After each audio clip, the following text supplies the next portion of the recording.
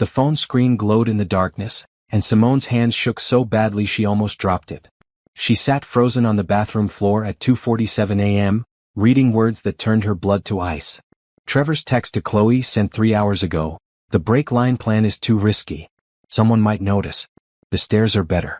I'll make sure she's carrying laundry down to the basement. One push. Head injury. Tragic accident. Insurance pays out in 30 days. Then we're free, baby. Barbados by spring. Chloe's response, are you sure you can do it?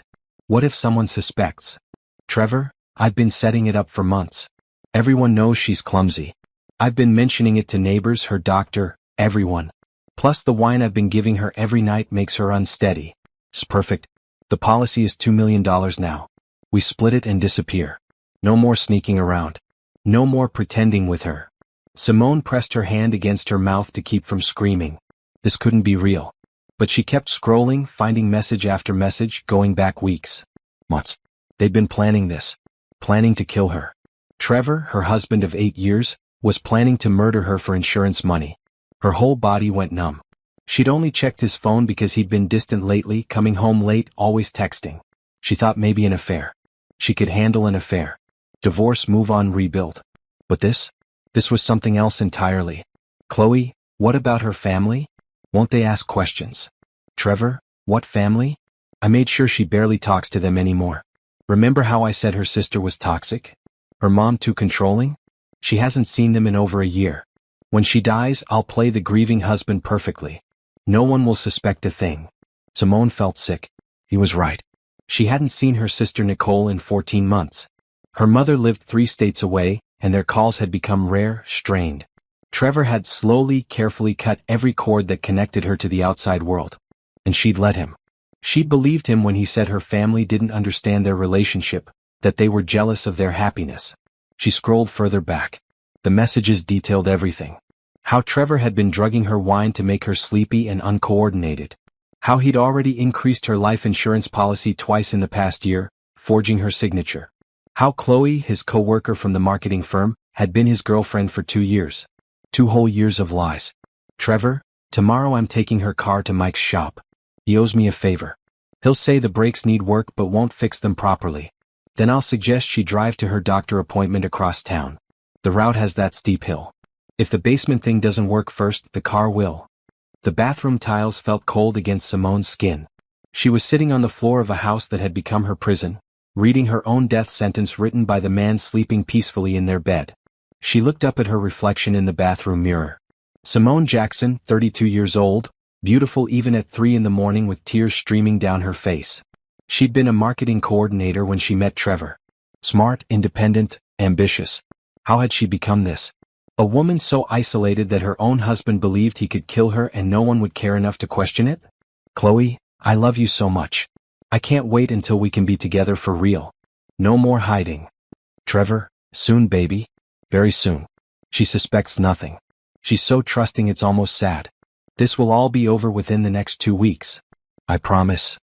2 weeks. Simone had 2 weeks to live unless she did something. Her mind raced. She couldn't confront him. That would be suicide. He'd just move up his timeline or worse do it right now. She couldn't run without a plan. She had no money of her own. Trevor controlled all their finances. He gave her a small allowance for groceries and personal items, but everything else went through him. She didn't even know how much money they had. She carefully scrolled through more messages, her marketing background kicking in as she started to think strategically. Evidence. She needed evidence. Not just of the affair but of the murder plot, the financial control, everything. With shaking fingers, she opened Trevor's photo gallery. Bank statements. Screenshots of accounts she'd never heard of. Emails to insurance companies. Photos of Chloe. Documents with Simone's forged signature. He'd kept it all on his phone, probably because he never thought she'd look. Simone's fear began to shift into something else. Rage. Cold, calculating rage. This man had taken 8 years of her life. He'd isolated her, controlled her, and now planned to kill her. And for what? Money? Another woman? A fresh start built on her corpse? She heard Trevor shift in bed and her heart stopped. She quickly closed all the apps, placed his phone back on the charger exactly where he'd left it, and slipped back into bed beside him. Her husband. Her would-be murderer. She lay there in the darkness, feeling his warmth next to her, and fought the urge to run screaming from the room. Instead, she did what she'd always done. She stayed quiet. She stayed still. But for the first time in years, Simone Jackson was planning something of her own. Trevor wanted her dead in 2 weeks? She'd make sure the next 2 weeks destroyed him instead. Simone stared at her breakfast plate, pushing scrambled eggs around while Trevor read the newspaper across from her. The morning sun streamed through their kitchen windows, making everything look warm and perfect. The granite countertops gleamed. Fresh flowers sat in a crystal vase. Their house in the suburbs looked like something from a magazine. But Simone saw it differently now.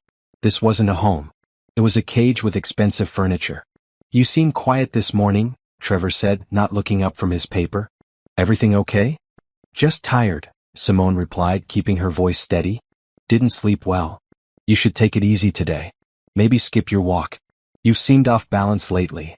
There it was. The subtle suggestion that she was weak, unsteady, fragile.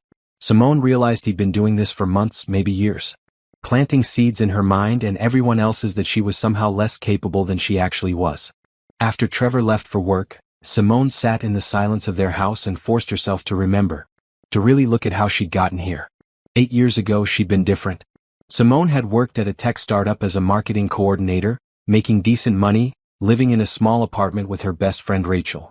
She'd been ambitious, planning to get her MBA, dreaming of running her own agency someday. She'd had friends, hobbies, a life that belonged entirely to her. Then she met Trevor at a networking event. Tall, handsome, charming Trevor with his easy smile and perfect manners. He'd pursued her intensely, showing up at her office with flowers, taking her to expensive restaurants, making her feel special. Within 6 months they were engaged. Within a year married. "You don't need to work so hard anymore," he'd said after the wedding. "My salary can support us both. Why don't you take some time off? Relax. Figure out what you really want to do." It had seemed romantic at the time. Generous. She'd been tired from the startup's demanding hours. Taking a break sounded wonderful. She'd quit her job, planning to freelance to build her own client base. But Trevor had opinions about her freelance work. "That client seems demanding. Are they paying you enough for all that stress? Maybe you should drop them. Or you're working so hard on this project. Is it really worth it? Come spend time with me instead." Slowly her client list shrank. Her confidence wavered. Trevor was always there with suggestions, concerns, reasons why she should do less, want less, be less. Then came the isolation from her family. It started small. "Your sister Nicole is so negative," Trevor would say after family dinners. "Did you hear how she criticized our house? She's jealous, Simone. It's toxic. Your mom asked about money again. She's always trying to get involved in our finances. That's our private business." He never forbade her from seeing them. That would have been too obvious. Instead, he made every interaction painful. He'd sulk for days after she visited her mother. He'd pick fights before family gatherings until she was too exhausted to go. He'd schedule important plans that conflicted with family events. Slowly, Simone's calls to her sister became less frequent. Visits to her mother dropped from monthly to quarterly to almost never. The guilt ate at her, but Trevor was always there, whispering that her family didn't understand them, didn't support their marriage, caused unnecessary stress. Her friends disappeared the same way. Rachel, her former roommate, stopped calling after Trevor made several uncomfortable comments about her lifestyle. Her college friends faded when Trevor always had a reason they couldn't attend gatherings. Her work friends vanished when she stopped working. Within 3 years of marriage, Simone's world had shrunk to the walls of their beautiful house and the boundaries of Trevor's approval. The financial control had been even more subtle. Trevor handled all their money. At first, this seemed practical. He was good with finances, organized, responsible. He set up accounts, paid bills, managed investments. Simone had access to their joint checking account, but Trevor encouraged her to use the credit card he gave her instead. "It's easier to track expenses this way," he'd explained. "Plus you get rewards points." She hadn't realized the credit card was in his name only, that he reviewed every purchase, that he'd slowly reduced what he considered reasonable spending. $500 at the bookstore? He'd questioned once. "That seems excessive, don't you think?" She'd felt embarrassed, guilty for spending their money frivolously. She started asking permission for larger purchases, then smaller ones, until she felt like a child requesting allowance. She tried to get a job again 2 years ago. The isolation was suffocating and she missed having her own money, her own purpose. She'd updated her resume, started applying. Trevor had seemed supportive at first. But every opportunity she found had problems. That company has terrible reviews. You'd be miserable. Or that commute is too far. You'd be exhausted. Or, the salary is insulting. You're worth more than that. Eventually she'd stopped looking. Trevor's disappointment in her choices hurt more than the unemployment. Looking back now with clear eyes, Simone saw the pattern. Every decision that would have given her independence, Trevor had undermined. Every relationship that could have offered her support, he'd poisoned. Every opportunity for growth, he'd discouraged.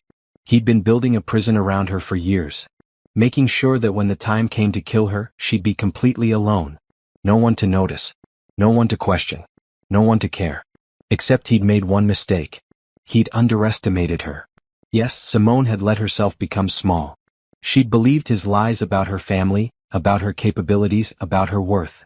But underneath all that conditioning, somewhere deep inside, the woman who'd once dreamed of running her own agency still existed. And that woman was about to fight back. Simone stood up from the breakfast table and walked to the window. She looked out at the suburban street, at the neighbors who probably thought she had such a perfect life. The perfect house. The perfect husband. The perfect marriage. None of them knew she was a dead woman walking. But she wasn't going to be a victim. Not anymore. Trevor had spent years planning her death. Now Simone would spend every remaining day planning his downfall. Simone waited until Trevor's car disappeared down the street before moving. She'd practiced acting normal all morning, playing the role of the trusting wife one more time. But the moment she was alone, everything changed. She grabbed her laptop and Trevor's tablet from his home office. He never locked them, never suspected she'd look. Why would he? He'd trained her so well to stay in her lane, to respect his privacy, to never question.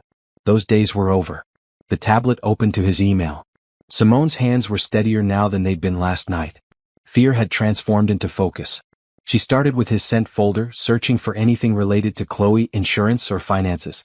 What she found made her stomach turn. Emails to Liberty Life Insurance, increasing her policy from $500,000 to $2 million.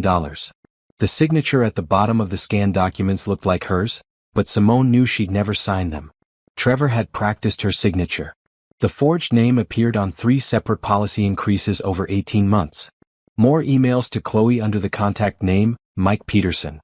Trevor had been smart enough to hide her real identity in his phone, but the messages were clearly romantic, discussing their future together, the life they'd have once. The situation was resolved. Then Simone found the bank statements. Trevor had opened accounts at 3 different banks, none of which she knew existed. The balances made her head spin. $200,000 in one account. $80,000 in another. $50,000 in the third. Money that should have been in their joint accounts, money from his bonuses and their tax returns, systematically moved into accounts with both his name and Chloe's. They'd been stealing from her for years. Simone's marketing brain kicked into gear. She needed to document everything, but she had to be smart about it. She couldn't email files to herself. Trevor might see. She couldn't print anything. He'd notice if paper was missing from the printer. She remembered the old smartphone in her dresser drawer. A phone from before her marriage that she'd kept for nostalgia. She found it, charged it, and realized it still worked even without a service plan. Could connect to Wi-Fi and take photos. For the next 3 hours, Simone photographed everything. Every email. Every bank statement. Every insurance document. Every text message she could access. She created a detailed digital trail of Trevor's crimes, storing it all on the old phone that he didn't know existed. Then she dug deeper. In Trevor's filing cabinet, she found a folder labeled Estate Planning. Inside were documents she'd never seen before. A will that left everything to him in case of her death. Power of attorney documents with her forged signature. Medical directives that gave Trevor complete control if she was ever incapacitated. He'd been planning this for years. Setting up a legal framework where he controlled everything, where her death would transfer smoothly into his wealth, where no one could question his claim to her assets. But there was something else in that folder. Something that made Simone's breath catch. A bank statement from an account at First National, dated 6 months after her grandmother's death 3 years ago. The account showed a deposit of $180,000, then multiple withdrawals until the balance reached zero. Her grandmother had left her money. Simone remembered the funeral, remembered her mother mentioning that Grandma Rose had wanted to take care of her grandchildren. But Trevor had said there was no inheritance, that it had all gone to estate taxes and funeral costs. He'd lied. He'd intercepted the inheritance, deposited it in his own account, and spent it. Probably on Chloe. probably funding their affair while telling Simone they needed to budget carefully, that money was tight, that she needed to spend less. The betrayal went so much deeper than she'd imagined. Simone photographed these documents too, her anger building with each click of the camera. She thought about her grandmother, a strong woman who'd worked 2 jobs to support her family, who'd saved carefully to leave something for her grandchildren. Trevor had stolen that gift. Had stolen Grandma Rose's love and care and turned it into expensive dinners with his mistress. By noon, Simone had documented everything she could find. But she knew it wasn't enough. She had evidence of financial fraud and forgery, but the murder plot existed only in text messages that could be deleted. She needed more. She needed proof that would hold up in court, that would protect her life and destroy his. She needed help. But who could she trust? Trevor had isolated her so completely. She hadn't spoken to her sister in over a year. Her friends had long since stopped reaching out. Her mother barely called anymore, the relationship strained by Trevor's constant manipulation. Simone sat in Trevor's office, surrounded by evidence of his crimes, and realized she was completely alone. No, not completely. She opened her old phone and searched for Patricia Monroe's office. Patricia was an attorney who'd spoken at a women's business group meeting 5 years ago, back when Simone still attended such things. Patricia specialized in helping women navigate difficult divorces and domestic situations. Simone remembered her card, her direct way of speaking, how she'd said, "If you ever need help, call me. Day or night." She kept that card. Somewhere in her desk, buried under years of random papers, that card existed. Simone found it in the back of an old planner. Patricia Monroe, attorney at law. Family law, domestic violence, financial abuse. The office number was still there. Simone stared at the card for a long moment. Calling this number would change everything. There would be no going back, no pretending, no more waiting. This was the moment where she either saved herself or accepted the fate Trevor had planned. She thought about Grandma Rose. About the strong, fierce woman who'd never let anyone push her around. About the inheritance meant to give Simone freedom that Trevor had stolen. She thought about her own dreams, buried under years of manipulation. The marketing agency she'd wanted to build. The life she'd imagined before Trevor convinced her to want less, be less, expect less. She thought about the texts on Trevor's phone. The stairs are better. One push. Head injury. Tragic accident. Simone picked up her old phone and dialed the number. It rang twice before a professional voice answered. "Monroe Legal Services, how may I help you?" "I need to speak with Patricia Monroe," Simone said, surprised by how steady her voice sounded. "It's an emergency. My husband is planning to kill me." Patricia Monroe agreed to meet Simone within the hour, but not at her office. "If your husband is monitoring you, we can't risk him seeing you enter a law office," Patricia explained over the phone. "Do you know the Riverside Cafe on Market Street? It's public, lots of witnesses, but we can talk privately in the back corner."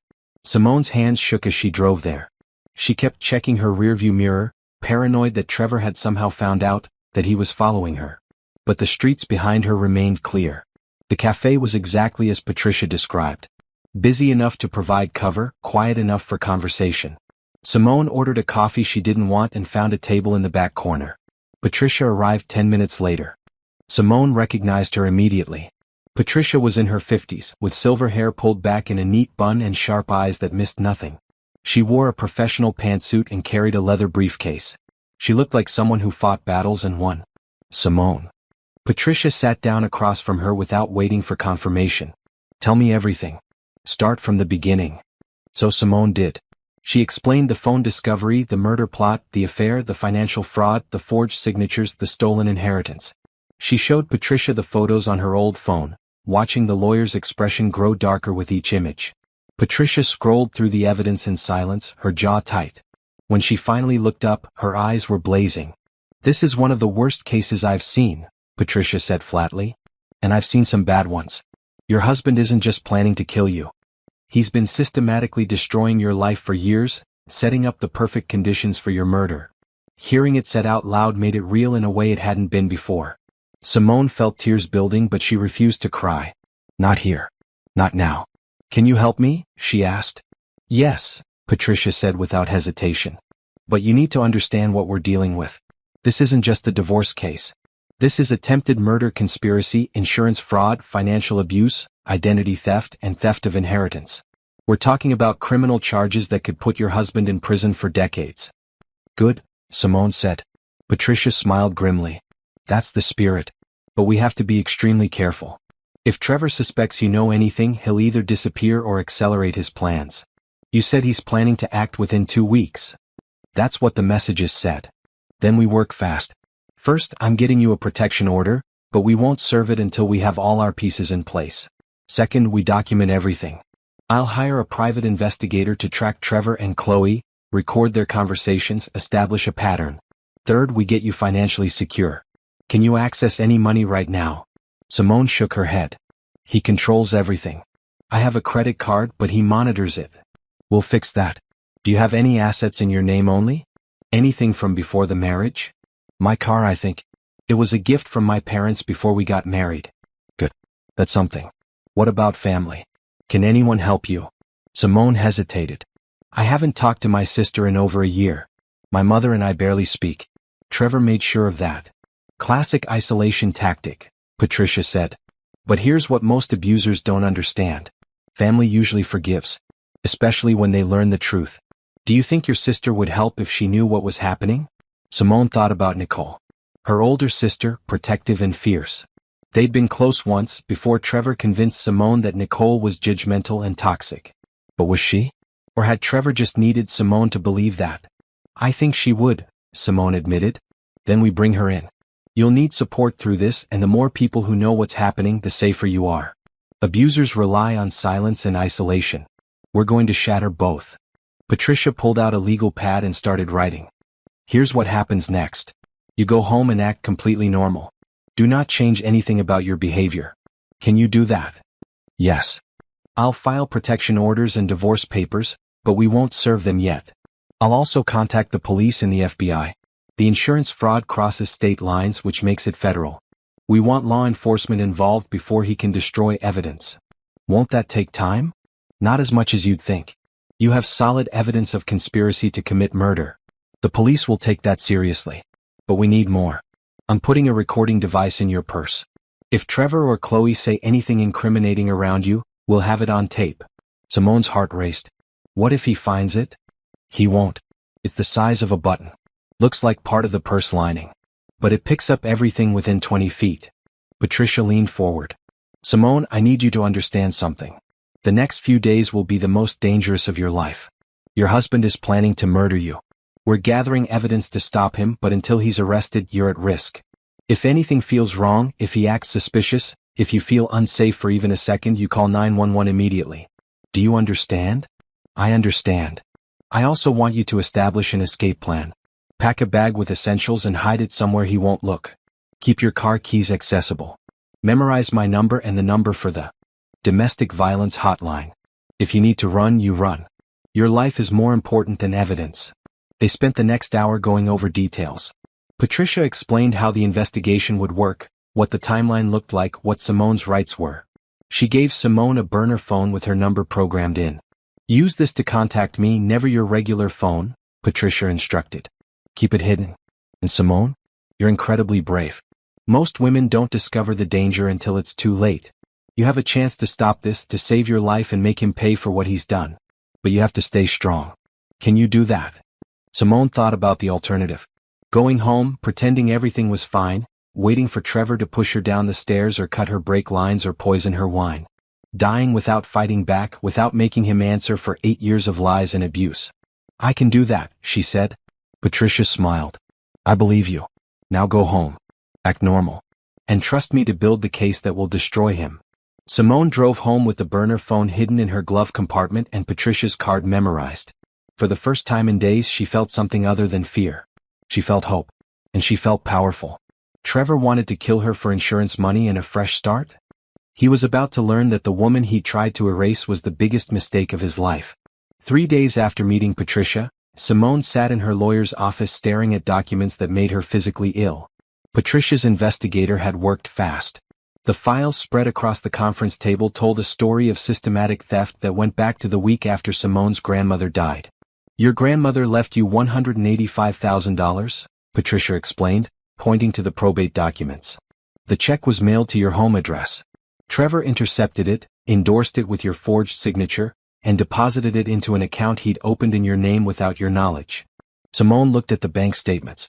The account was at First National Bank, opened 3 years ago. Her name was on it, but she'd never seen it before. The signature on the account opening documents looked like hers, but she'd never signed them. He's been doing this for years, Patricia continued. He opens accounts in your name, makes you legally liable, but keeps all the passwords and access. You have an account at 3 different banks that you don't know exist. He's moved money in and out of them, using your identity to avoid taxes and hide assets. That's identity theft, Simone said. Yes. It's also financial abuse and fraud. But it gets worse. Patricia pulled out another folder. Your inheritance wasn't the only money he stole. Remember those tax returns he always handled?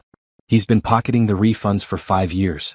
He set up direct deposit to an account you can't access. That's another $40,000 stolen from you. Simone felt numb. How much total? From what we can trace so far. Just over $300,000. That's money that legally belonged to you, either as inheritance or as marital assets. He moved it into accounts shared with Chloe Bennett, his mistress. They've been spending your money on vacations, jewelry, a condo in Miami that you don't know about. A condo in Miami. Simone thought about all the times Trevor had said they couldn't afford a vacation, couldn't splurge on anything nice for her. He'd been buying property with another woman using her stolen inheritance. Can we get it back? She asked. Most of it, yes. The courts will freeze those accounts once we file. And Simone, there's more good news. Your grandmother's will included a clause. If the inheritance was misappropriated, the estate had the right to recover it with penalties. You're entitled to not just the original amount, but damages. We're talking close to $500,000 once this is settled. $500,000. Money that should have given her freedom years ago. Money that could have let her leave Trevor, start her own business, build the life she'd dreamed of. Instead, he'd stolen it and used it to fund his affair and plan her murder. What about the life insurance? Simone asked. Patricia's expression darkened. That's the most damning evidence. Trevor increased your policy 3 times in 18 months. Each time he forged your signature. The insurance company has confirmed they never spoke to you directly, never verified your consent. That's insurance fraud, and combined with the text messages planning your death, it establishes clear intent. Intent to murder me. Yes. Patricia didn't soften it. The FBI is involved now. They're building a case for conspiracy to commit murder, insurance fraud, wire fraud, and identity theft. Trevor and Chloe are both facing federal charges. But we need more evidence before they move. We need them on tape discussing the plan. Simone touched the small recording device hidden in her purse. I haven't been able to get anything yet. Trevor doesn't talk about it around me. He will. People like him get overconfident. He thinks you're clueless, that you'll never suspect. That arrogance will trip him up. Patricia leaned back in her chair. How are you holding up? Playing normal at home? It's the hardest thing I've ever done, Simone admitted. I make his dinner, smile when he comes home, pretend everything's fine.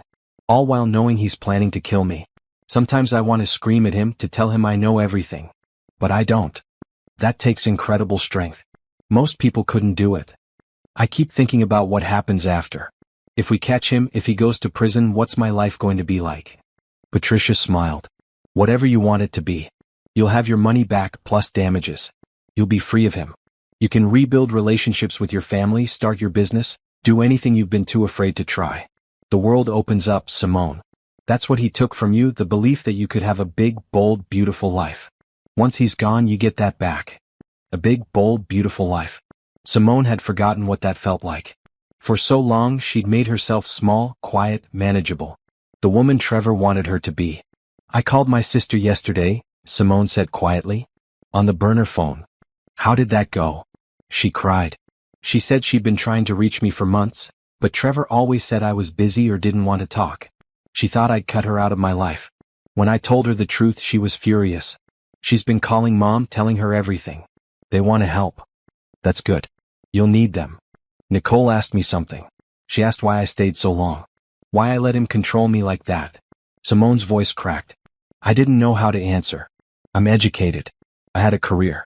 I should have seen it happening. Patricia reached across the table and took Simone's hand. Abuse doesn't happen all at once. It's gradual, calculated. He didn't wake up one day and announce he was going to control your life. He did it slowly, over years, in ways that seemed loving at first. The isolation felt like protection. The financial control seemed like him being responsible. By the time you realized what was happening, you were already trapped. That's not your fault. That's what abusers do. I just feel stupid. You're not stupid. You're human. And now you're fighting back, which makes you stronger than he ever expected. Patricia squeezed her hand. Your husband made one fatal mistake. He assumed you were weak. He thought he'd broken you so completely that you'd never fight back. He was wrong. Simone nodded, feeling the truth of it. Trevor had underestimated her. He saw the quiet, compliant woman he'd created and thought that was all she was. He didn't see the marketing coordinator with big dreams still buried underneath. He didn't see Grandma Rose's granddaughter with steel in her spine. He didn't see the woman who was about to destroy his entire life. What's next? Simone asked. We wait for him to slip. Keep the recorder on. Act normal. And trust that his arrogance will be his downfall. Patricia gathered the documents. In the meantime, I'm filing the divorce papers and asset freeze orders. The moment we arrest him, everything gets locked down. He won't be able to touch a penny. Every dollar he stole, every account he opened, all of it comes back to you. Simone stood to leave, then paused. Patricia? Thank you. For believing me. For helping me. That's my job. But Simone? You're the one doing the hard part. You're the one going back into that house every night, facing your would-be killer with a smile, gathering evidence that will save your life. That's courage most people can't imagine. Don't forget that. Simone drove home with those words echoing in her mind. Courage. She'd never thought of herself as brave. But maybe courage wasn't about feeling fearless. Maybe it was about being terrified and doing it anyway. Trevor's car was in the driveway when she got home. She took a deep breath, checked that the recorder was on, and walked inside. Hey honey, Trevor called from the living room. How was your day? Fine, Simone said, hanging her purse carefully on the hook by the door. Just ran some errands. How was work? Busy. But good news. I got a big bonus. We should celebrate. A bonus? Probably money he'd deposit into one of his secret accounts. Money he'd steal from their marriage to fund his life with Chloe. That's wonderful, Simone said, walking into the living room and kissing his cheek. The cheek of the man planning to murder her. She smiled. She laughed. She played the role perfectly. And she waited for him to hang himself. The break came on a Tuesday evening, exactly 8 days after Simone had checked Trevor's phone. She was in the kitchen making dinner when she heard his car pull into the driveway. But something was different. Another car pulled in behind him.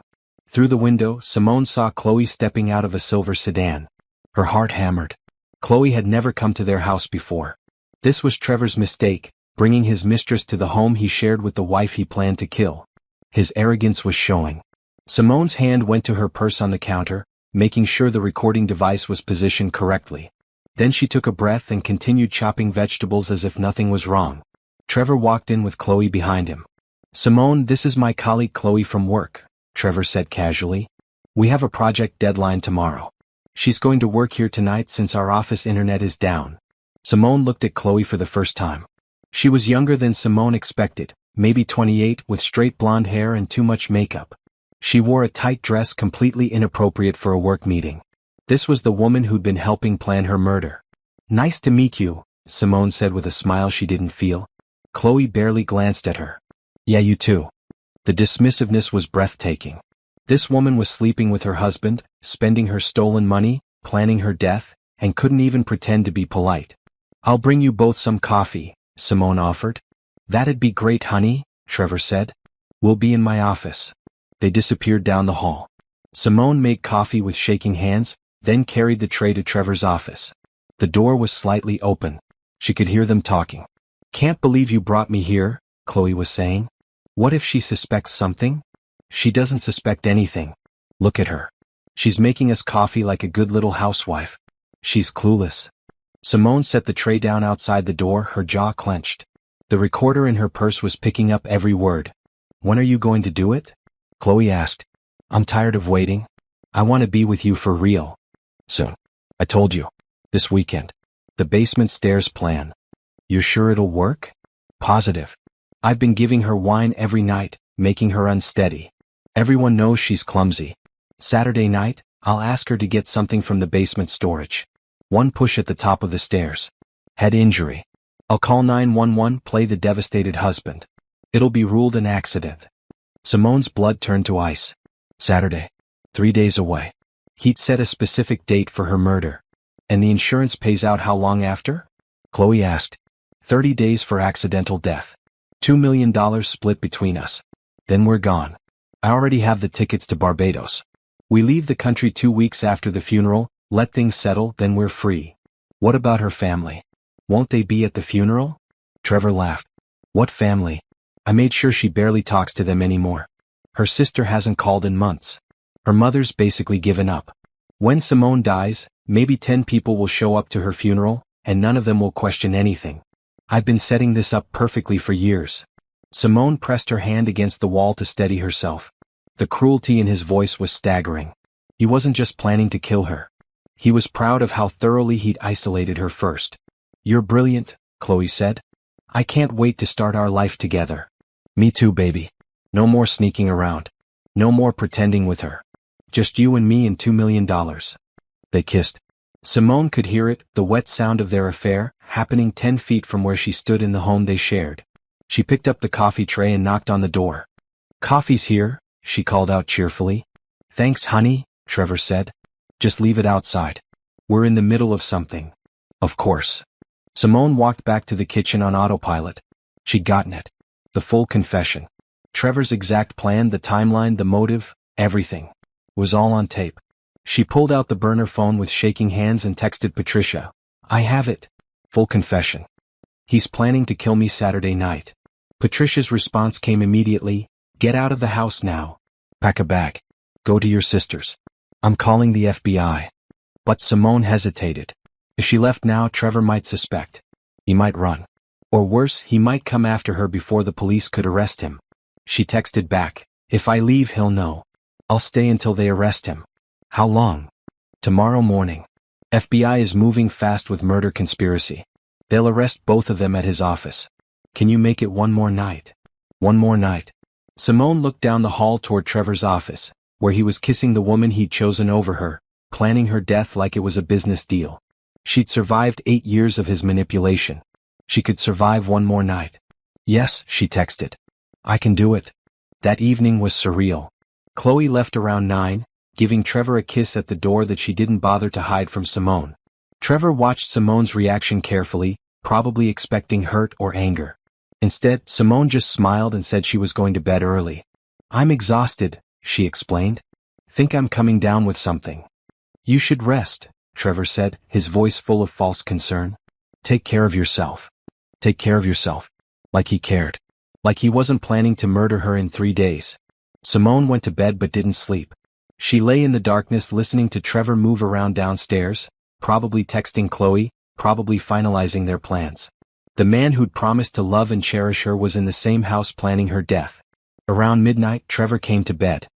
He lay down beside her and Simone felt his weight shift the mattress. She kept her breathing steady, pretending to be asleep. Just a few more days, she heard him whisper. Then this is all over. Simone didn't move. Didn't respond. Just kept her eyes closed and waited for morning. For justice. For freedom. At 6 a.m., her burner phone vibrated silently under her pillow.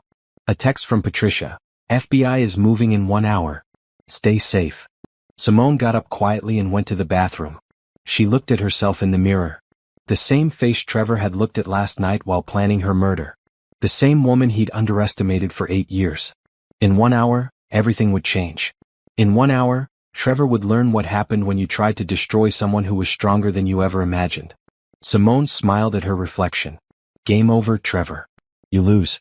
The FBI arrested Trevor at 9:15 a.m. in his office parking lot. Simone wasn't there to see it, but Patricia called her immediately afterward with every detail. Trevor had been walking to his car when 6 federal agents surrounded him.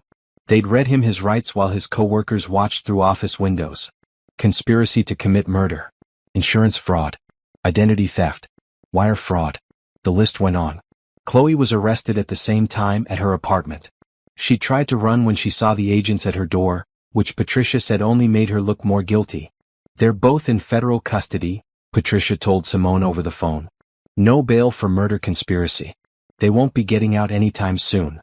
Simone sat in her car in a grocery store parking lot, gripping the steering wheel. She'd left the house that morning as if going shopping, not knowing if she'd ever go back.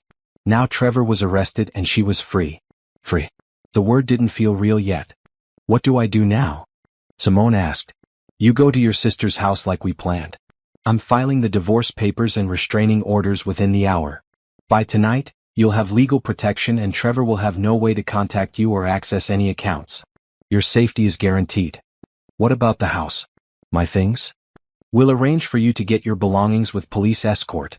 But Simone, you can't go back there alone. Not until this is completely settled. Do you understand? I understand. Good. Now go to Nicole's. Your family is waiting. Simone hung up and drove to her sister's house across town. Nicole lived in a modest ranch-style home with her husband and 2 kids.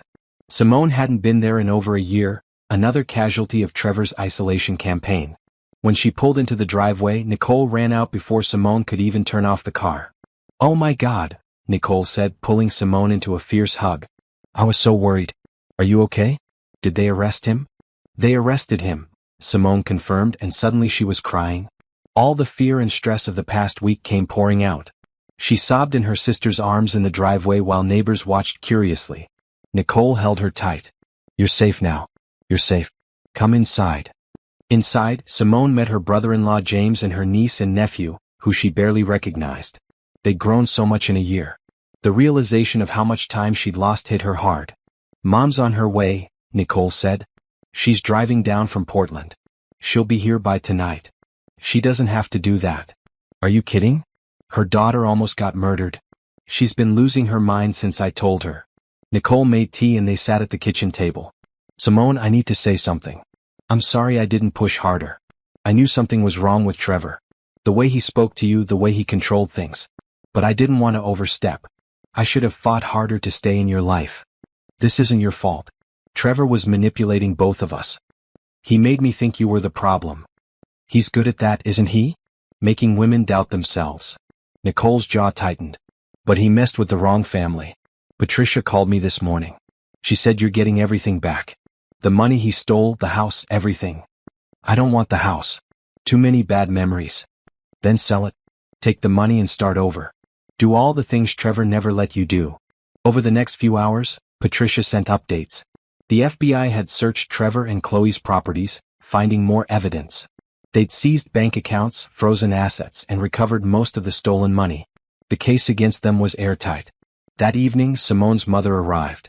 Margaret Jackson was a strong woman who'd raised 2 daughters alone after their father died. She burst into tears when she saw Simone. My baby, she said, holding Simone's face in her hands. What did that monster do to you? It's over now, Mom. I'm okay. You're not okay. But you will be. We'll make sure of it. They sat together that night, the 3 women of the Jackson family, and Simone told them everything. About the phone discovery, the murder plot, the years of financial abuse, the stolen inheritance. Her mother and sister listened with growing horror and rage. Grandma Rose's money, Margaret said quietly. She wanted you to have freedom. She'd be proud of how you fought back. I keep thinking about what Patricia said. That I can do anything now. But I don't even know where to start. Nicole leaned forward. Start with something small. What's one thing you've wanted to do that Trevor never let you? Simone thought about it. There were so many things. I wanted to go back to school. Get my MBA. Start my own marketing agency. So do that. It's expensive. It takes time.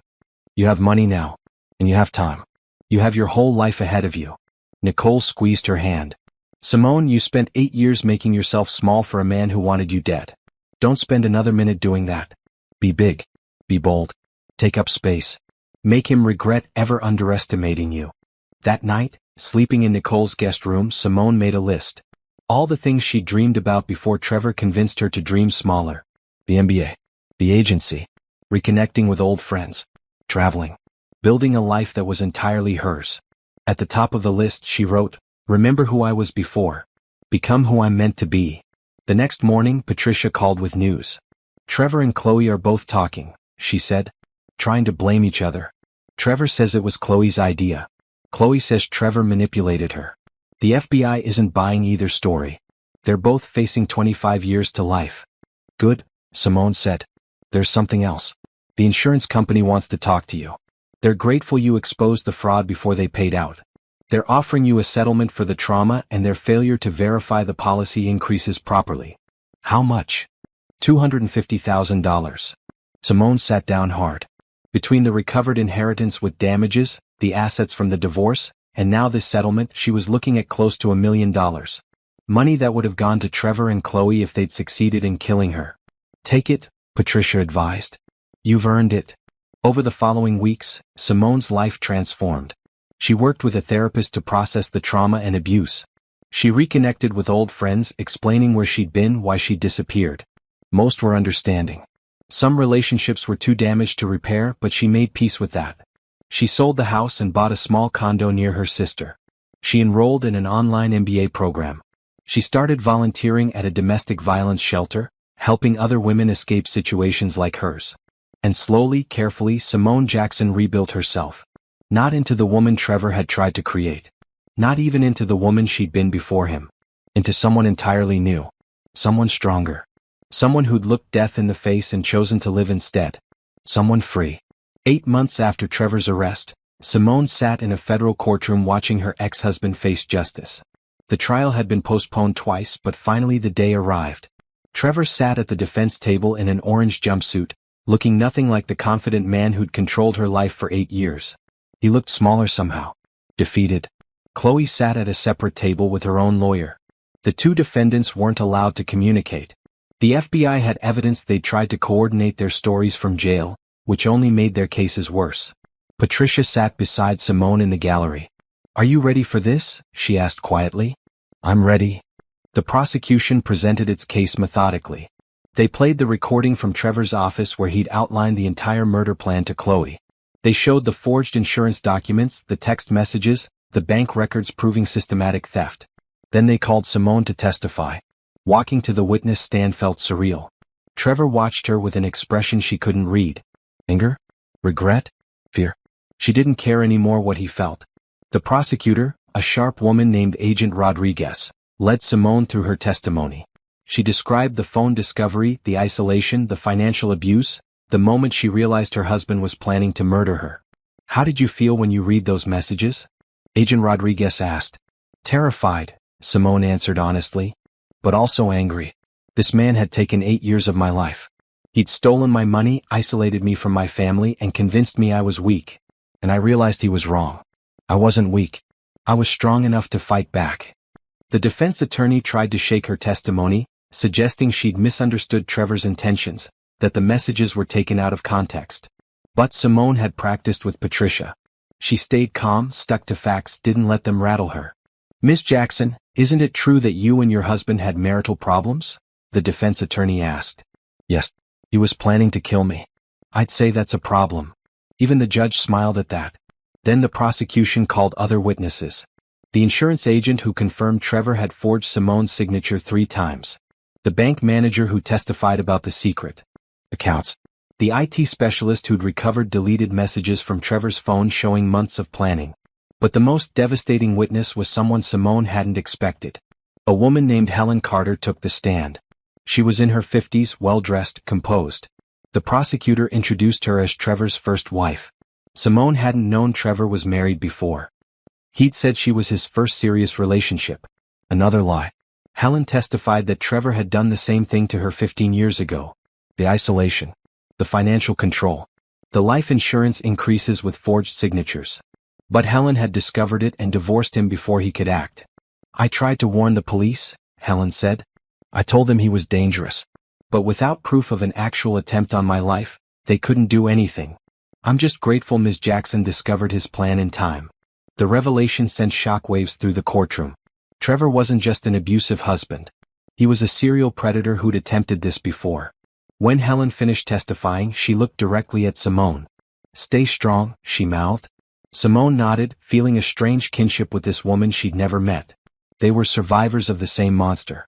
The trial lasted 2 weeks. The evidence was overwhelming. The jury deliberated for just 4 hours before returning their verdict. Guilty on all counts for Trevor. Guilty on all counts for Chloe. Simone watched Trevor's face as the verdicts were read. He showed no emotion, just stared straight ahead as his life ended. Chloe sobbed at her table, but Simone felt no sympathy. She'd helped plan murder. She'd spent stolen money. She'd earned every consequence coming her way. At sentencing 3 weeks later, Simone gave a victim impact statement. Trevor Harrison didn't just plan to kill me, she told the judge. He spent 8 years killing who I was piece by piece. He isolated me from everyone who loved me. He stole my confidence, my ambition, my sense of self. He made me believe I was weak and worthless. But he was wrong. She looked directly at Trevor. I survived you. I'm rebuilding everything you tried to destroy. I'm getting my MBA. I'm starting my own business. I'm helping other women escape men like you. You wanted me dead and forgotten. Instead, I'm more alive than I've ever been. And you're going to prison for the rest of your life. The judge sentenced Trevor to 35 years in federal prison without possibility of parole. Chloe got 22 years. Neither would be eligible for release until they were elderly. Outside the courthouse, reporters waited. The case had made national news. A husband and mistress conspiring to murder a wife for insurance money, stopped by the wife's discovery and courage. It was the kind of story that resonated. Simone gave a brief statement. I'm here today not as a victim but as a survivor. Trevor Harrison tried to erase me, but I'm still here. To any woman in an abusive relationship, please know, you are stronger than you think. You deserve better. And there are people who will help you fight back. Patricia stood beside her, fielding questions from reporters about the legal aspects of the case. But Simone noticed someone else in the crowd. Helen Carter, Trevor's first wife, waiting off to the side. Simone walked over to her. Thank you for testifying. Thank you for stopping him, Helen replied. I've carried guilt for 15 years, wondering if he'd do it again. If someone would die because I didn't push harder to expose him. But you did it. You saved yourself and probably saved others too. They exchanged contact information, two women bound by survival, and Simone realized this was part of her healing. Finding others who understood. Building connections instead of isolation. That night, Simone's family threw a celebration dinner. Her mother, sister, brother-in-law, niece and nephew, and several friends she'd reconnected with. They toasted to justice, to freedom, to new beginnings. To Simone, Nicole raised her glass. The strongest woman I know. To Grandma Rose, Simone added, who taught us to never give up. As they ate and laughed, Simone felt something she hadn't felt in years. Pure, uncomplicated happiness. Not happiness dependent on someone else's approval. Not happiness that could be taken away by a man's manipulation. Happiness that belonged entirely to her. The trial was over. Trevor was in prison. The nightmare had ended. And Simone's real life could finally begin. 1 year after the trial, Simone stood in front of a small office space in downtown, holding a key that represented everything she'd fought for. The sign above the door read, Phoenix Rising Marketing Agency. Patricia stood beside her, smiling. Phoenix. Rising from the ashes. I love it. Seemed appropriate, Simone said, unlocking the door. The office was modest. 2 rooms, basic furniture, a desk with a computer. But it was hers. Built with her recovered money, her hard work, her dreams that Trevor had tried to kill. She'd spent the past year preparing for this moment. She'd completed the first year of her MBA program with a 4.0 GPA. She'd taken marketing freelance projects to rebuild her portfolio. She'd networked relentlessly, reconnecting with old colleagues and making new contacts. And she'd volunteered 20 hours a week at the domestic violence shelter, using her experience to help other women escape abusive situations. I have my first client meeting tomorrow, Simone said, running her hand over the desk. A small nonprofit needs help with their social media strategy. You're going to be amazing. I'm terrified. Good. That means you care. Patricia squeezed her shoulder. You've rebuilt your entire life in a year, Simone. You went from a woman whose husband was planning to murder her to a business owner with an MBA in progress. You're unstoppable. The marketing agency started small, but it grew. Simone specialized in helping nonprofits and small businesses, particularly those run by women. Her prices were fair, her work was excellent, and word spread quickly. Within 6 months, she had 15 regular clients and had hired her first employee. A young graduate named Taylor who reminded Simone of herself before Trevor, full of ambition and ideas. I want this to be different, Simone told Taylor on her first day. I want us to build something where people feel valued, where creativity is encouraged, where no one feels controlled or diminished. Can we do that? Absolutely, Taylor said. The agency became Simone's passion project. But it wasn't her only focus. She'd also started speaking publicly about financial abuse and domestic violence. Her story had resonated with so many people, and organizations began inviting her to share her experience. The first time she spoke to a room of 200 women at a survivors conference, Simone's hands shook. But then she saw their faces. Women who understood. Women who'd lived similar nightmares. Women who needed to hear that survival was possible. "I'm not a therapist or a lawyer," Simone began. "I'm just someone who almost died and chose to live instead. Who almost stayed silent and chose to speak instead. Who almost gave up and chose to fight instead. And I'm here to tell you that you can make those choices too." She talked about the warning signs she'd missed. The isolation. The financial control. The way Trevor had slowly made her doubt herself. She talked about the phone discovery and the decision to gather evidence rather than confront him immediately. "The best revenge isn't destroying the person who hurt you," she explained. "It's building a life so amazing that they regret ever doubting your strength." After the speech, women lined up to talk to her. To share their stories. To ask for advice. Simone realized this was her purpose. Not just surviving Trevor but helping others survive their own battles. She started a blog called Phoenix Rising, where she shared practical advice about recognizing abuse, gathering evidence, finding resources, and rebuilding after leaving. The blog went viral. Within months, she had 50,000 followers. Publishers reached out about writing a book. Simone was hesitant at first, but Patricia encouraged her. "Your story could help millions of women," Patricia said. "Think about it." So Simone thought about it. And then she wrote the book. It took 8 months of late nights and difficult memories, but she finished it. From Victim to Victor: How I Survived My Husband's Murder Plot and Rebuilt My Life, hit bookstores 18 months after Trevor's conviction. It became a bestseller within weeks. Simone did book tours, appeared on talk shows, gave interviews to magazines. She became the face of financial abuse awareness and domestic violence survival. People recognized her on the street. But through it all, she stayed grounded. She continued running her marketing agency. She finished her MBA. She maintained relationships with her family, having dinner with Nicole every Sunday and calling her mother daily. She also reconnected with old friends. Rachel, her former roommate, had moved to the same city and they'd become close again. "I'm so proud of you," Rachel said over coffee one afternoon.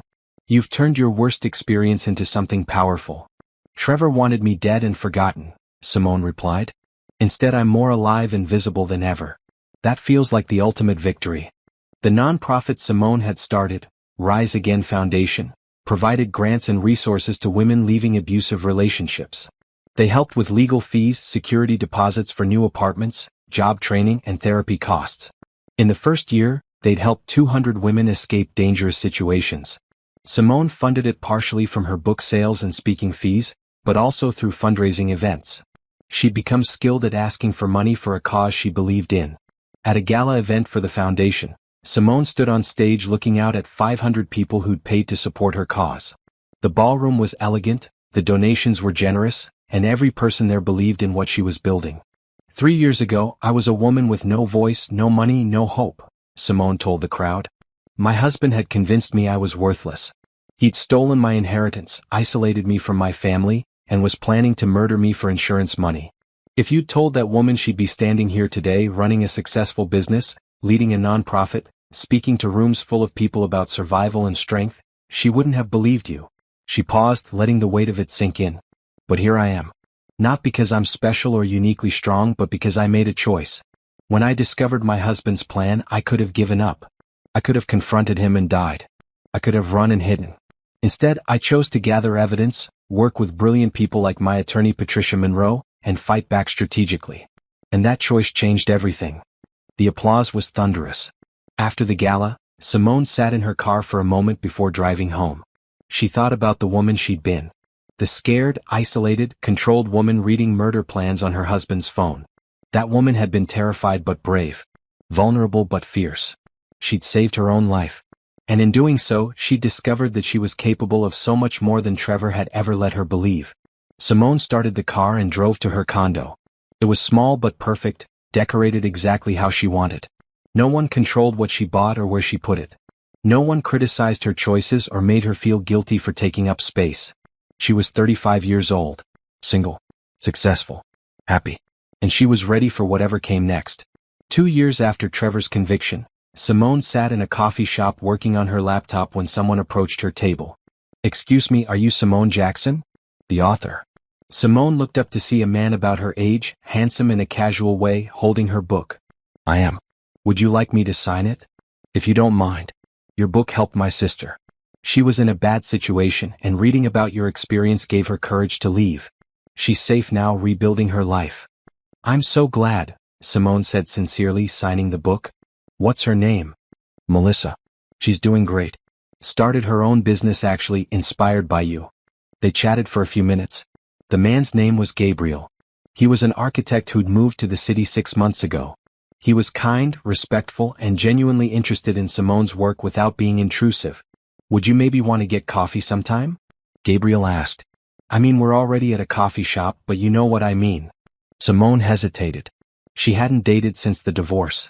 Hadn't wanted to. The thought of trusting someone again felt impossible. But Gabriel's smile was warm, his eyes were honest, and Simone realized she didn't want Trevor to take this from her too. The ability to connect with someone. The possibility of romance. Sure, she said. I'd like that. They exchanged numbers. No pressure. No expectations. Just the possibility of something new. Over the following months, Simone and Gabriel got to know each other slowly. Coffee dates turned into dinners. Dinners turned into weekend hikes. He never pushed, never demanded, never tried to control. He respected her boundaries and celebrated her independence. I run my own business, Simone told him early on. I have a demanding schedule. I speak at events, write, run a nonprofit. I'm not looking for someone to take care of me or complete me. I'm already whole. Good, Gabriel replied. I'm not looking for someone to fix or save. I'm looking for a partner. An equal. Someone who has their own life and wants to share it. It was exactly what Simone needed to hear. Their relationship developed naturally. Gabriel met her family and fit right in, joking with Nicole's kids and charming her mother. He came to her speaking events and sat in the audience beaming with pride. He celebrated her successes without making them about him. You're not like Trevor, Simone said one evening as they walked through the park. I should hope not. He tried to murder you. I mean beyond that. You don't try to diminish me. You don't get threatened by my success. You actually seem happy when good things happen for me. Gabriel stopped walking and turned to face her. Simone, your strength is one of the things I love most about you. Why would I want to diminish that? You're amazing. You built an empire from nothing. You help people. You turn trauma into purpose. I'm honored to be with you, not intimidated by you. Love. He'd said love. It was the first time either of them had used that word. I love you too, Simone said, surprised by how easy it felt to say. But love didn't mean losing herself. Simone had learned that lesson too well. She kept her independence, her business, her purpose. Gabriel had his own architecture firm, his own dreams, his own life. They chose to build something together without either of them sacrificing who they were. On the 3-year anniversary of Trevor's arrest, Simone stood in front of a crowd of 500 women at a conference center. Her keynote speech about financial abuse and recovery was the main event. She looked out at the audience and saw faces of all ages, races, backgrounds. Women who'd survived. Women who were still fighting. Women who needed hope. 3 years ago today, my ex-husband was arrested for conspiracy to commit my murder, Simone began. He's now serving 35 years in federal prison. His mistress got 22 years. They tried to kill me for $2 million in insurance money. They failed. She clicked to the next slide, showing her business logo. Instead, I built this. A marketing agency that employs 12 people and serves over 60 clients. I created a nonprofit that's helped 400 women escape abusive situations. I wrote a best-selling book. I speak to audiences across the country. I finished my MBA with honors. I reconnected with my family. I found love again with a man who respects me as an equal. Another slide, this time showing the shelter she volunteered at. And I spend 20 hours a week helping women like you discover their strength. Because here's what my ex-husband didn't understand. Trying to destroy me only revealed how unbreakable I actually was. The applause started, but Simone raised her hand for quiet. She had more to say. I'm not telling you this to brag. I'm telling you this because someone in this room needs to hear it. Maybe you're in an abusive relationship right now. Maybe your partner controls your money. Maybe you feel isolated from family and friends. Maybe you've been told you're worthless, stupid, weak. Maybe you believe it. Simone's voice grew stronger. But you're not. You're not weak. You're not worthless. You're surviving right now, and survival takes incredible strength. And when you're ready, when the moment comes, you can do more than survive. You can escape. You can rebuild. You can thrive. She shared practical advice. How to document abuse. Where to find resources. How to create safety plans. the legal process for protective orders, financial strategies for rebuilding. Everything she'd learned from her own experience and from helping hundreds of other women. After the speech, women lined up to talk to her. Some shared their stories. Some asked for advice. Some just wanted to say thank you. One woman, probably in her 20s, approached with tears in her eyes. I checked my boyfriend's phone last week. I found messages planning to take out a life insurance policy on me. Your story gave me the courage to leave. I'm staying with my sister now. I'm scared, but I'm alive. Simone hugged her. Stay scared. Stay alive. And know that one day you'll be standing where I am, helping someone else. That evening, Simone had dinner with Gabriel, her mother, and Nicole's family. They celebrated at a nice restaurant, toasting to 3 years of freedom, 3 years of growth, 3 years of life that Trevor had tried to steal. I'm so proud of you, baby, her mother said. You took the worst thing that ever happened and turned it into purpose. Grandma Rose would be proud too, Nicole added. You used her gift exactly how she wanted. To build freedom. Later, as Gabriel drove Simone home, she looked out at the city lights and felt profound gratitude. Not gratitude for what she'd survived, but gratitude for what she'd become. What are you thinking about? Gabriel asked. About how different my life is now. 3 years ago I was planning my own survival. Now I'm planning which conference to speak at next, which client to take on, how to expand the nonprofit. I'm planning a future, not an escape. You've earned that future. I have, Simone agreed. And she meant it. No false modesty. No diminishing her accomplishments. She'd fought for this life and she owned it completely. When they reached her condo, Gabriel walked her to the door but didn't invite himself in. Respectful as always. I'll see you this weekend? He asked. Absolutely. I'm thinking we try that new hiking trail you mentioned. He kissed her goodnight, sweet and gentle, then left. Simone watched him drive away, smiling. She'd found someone who added to her life without trying to control it. Who celebrated her strength instead of fearing it. Who understood that she didn't need rescuing because she'd already saved herself. Inside her condo, Simone made tea and sat on her couch surrounded by the life she'd built. Framed photos of her family. Her MBA diploma on the wall. A shelf full of copies of her book in different languages. Awards from nonprofits she'd helped. Testimonials from clients. Evidence of a life fully lived. Her phone rang. A number she didn't recognize. Simone almost didn't answer, but something made her pick up. Is this Simone Jackson? A woman's voice asked. Yes, who's calling? My name is Jennifer. I just finished your book. I'm in a situation like you were. My husband controls everything. I think he's planning something bad. I'm scared, but I don't know what to do. Simone sat up straighter. Jennifer, the first thing you need to know is that you're already doing something. You read my book. You made this call. Those are brave acts. Now let me help you figure out the next steps. They talked for 2 hours. Simone gave Jennifer Patricia's contact information, shared resources for domestic violence support, explained how to document evidence safely. She listened to Jennifer's story and validated her fears while offering hope. You're going to survive this, Simone promised. And one day you're going to help someone else survive too. That's how we break the cycle. After the call ended, Simone sat in the quiet of her condo and thought about all the Jennifers out there. All the women trapped by men who underestimated their strength. All the survivors waiting to discover their power. Trevor had wanted to kill her and erase her. Instead, she'd become a voice for thousands. That was the ultimate revenge. Not destruction but creation. Building something so meaningful from pain that the pain itself became worthwhile. Simone opened her laptop and started writing. She had a blog post to finish about financial independence. A speaking proposal to review. A grant application for the nonprofit to complete. She had work to do. Purpose to fulfill. Lives to change. She had everything Trevor tried to take and so much more he couldn't even imagine. And as she typed, Simone Jackson smiled. Because she wasn't just surviving anymore. She was thriving. And nothing, no one would ever take that away from her again.